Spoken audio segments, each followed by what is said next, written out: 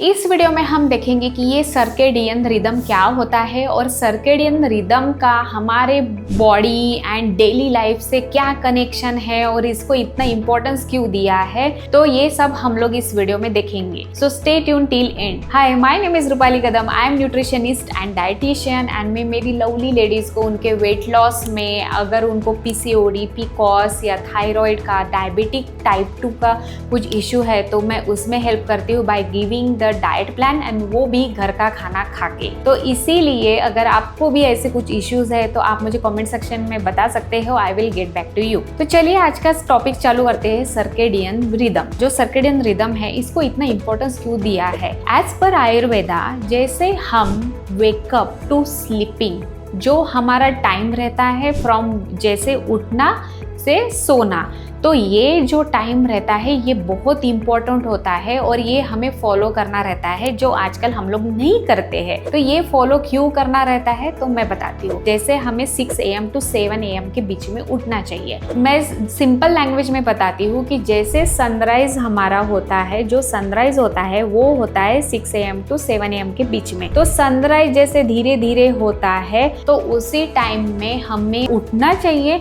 क्योंकि उसी टाइम में हमारा जो डाइजेस्टिव फायर होता है, जो जठर अग्नि बोलते हैं, वो स्लो होता है एंड हमारा जो जैसे हमें पॉटी को जाना है, हमें पेट साफ करना है, तो वो पीरियड रहता है 6 AM to 7 AM के बीच में। तो जिसको भी कॉन्स्टिपेशन, पाइल्स का प्रॉब्लम है तो उसने तो सुबह 6 AM to 7 AM के बीच में ही उठना चाहिए, तभी हमारा पेट अच्छे से साफ होता है। फिर हमें वार्म वाटर पीना चाहिए। वार्म वाटर पीने से जो हमारी जठर अग्नि होती है तो वो थोड़ा वेकअप हो जाती है फ्रॉम इंटरनल साइड। फिर 7 AM टू जो हमारा 12 PM का जो टाइम होता है, तब हमारा इंसुलिन काम करना स्टार्ट होता है और हमारी एनर्जी अच्छी रहती है।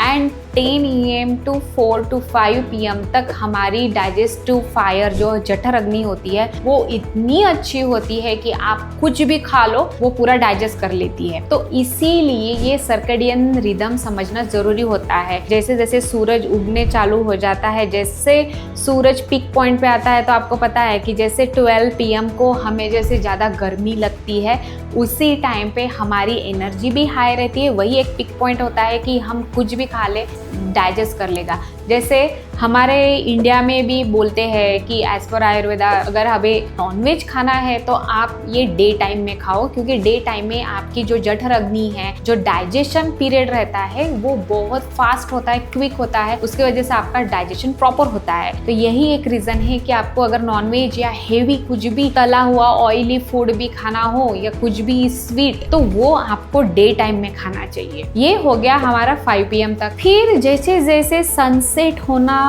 चालू हो जाता है तो सनसेट से ही हमारा डाइजेशन जो होता है वो स्लो होने लगता है। यहाँ पे पिक था तो वैसे वैसे ही क्लॉक अगर आप फॉलो करो तो वैसे वैसे सनसेट के साथ हमारा डाइजेशन स्लो होता है और उसके वजह से ही हमें रात के टाइम में लाइट खाना खाना चाहिए। और जैसे सनसेट होता है 6 PM तक, तो हमें भी हमारा खाना 7:30 तक खाना फिनिश करना चाहिए, क्योंकि आपका डाइजेशन स्लो होता है और वो डाइजेशन जल्दी नहीं होगा। तो इसलिए आप मेक श्योर करो कि रात के टाइम में लाइट खाना खाओ, सूप पियो या फिर स्टीम वेजिटेबल या राइस आइटम खा सकते हो, जो आपके स्टमक को हेवी ना रहे और आपकी नींद भी अच्छे से हो। तो इसीलिए सनसेट जब होता है तब आप आपका खाना फिनिश करो। एज पर सर्केडियन रिदम ये बहुत अच्छा होता है। और जिसको भी वेट लॉस करना है तो वो तो ये फॉलो करो कि रात में खाना जल्दी खाने की कोशिश करो। अगर आप बाहर हो या बिजी हो मीटिंग में या आप जल्दी खाना नहीं खा सकते हो तो फिर नॉट टू वरी, आप तभी फिर सूप पी सकते हो, मतलब जो लाइट हो। स्टीम वेजिटेबल खा सकते हो जो आपके स्टमक के लिए अच्छा हो, या फिर अगर आपको फ्रूट रात में खा सकते हो तो वैसे तो फ्रूट रात में नहीं खाना चाहिए, बट कुछ ऑप्शन ही नहीं है तो आप वो भी खा सकते हो। एज पर सर्कैडियन रिदम हमें रात में जो हमारा अच्छी डीप स्लीप का टाइम होता है वो रहता है 10 PM to 2 AM के बीच में। तो इसलिए आपको जब भी अच्छे से सोना है तो आपको 10 PM to 2 AM के बीच में ही सोना है, क्योंकि 9 बजे से आपका जो मेलाटोनिन एक हार्मोन होता है वो रिलीज होना स्टार्ट होता है और उसके वजह से ही आपको अच्छे से नींद आती है और 10 PM to 2 AM के बीच में आपको डीप स्लीप मिलेगी। अगर आप 10 PM को नहीं सोते हो तो आपका मेलाटोनिन रिलीज नहीं होगा, कॉर्टिसोल रिलीज होगा और कॉर्टिसोल के वजह से ही आपका स्ट्रेस आपके लाइफ में